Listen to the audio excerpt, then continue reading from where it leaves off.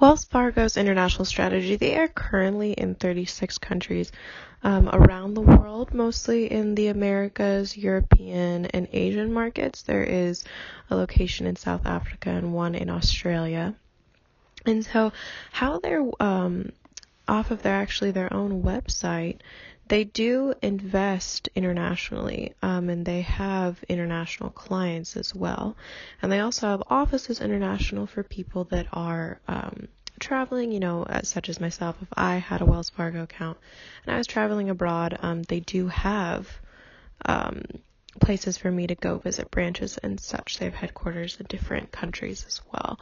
And right now, one thing they're talking about is this potential trade war with some of the current different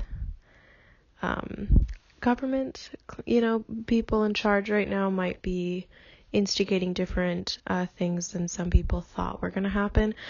And so they wanted to be clear that some of, the U.S. As a country, we're not particularly volatile. Our GDP, we don't have a very high percentage based on actually the trade per se. Like in Hong Kong, a high percentage of their country's GDP is based off of international trade.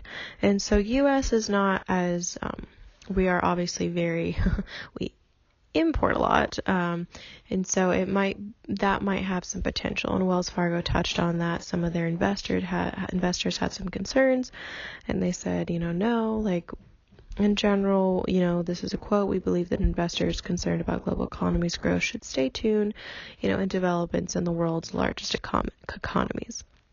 And they want everybody to pay particular attention to tariffs and targeting tariffs.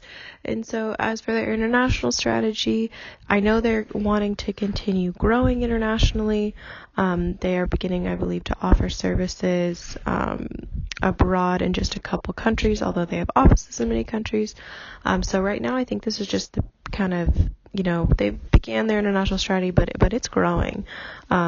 And I think that that's very smart of them to grow internationally.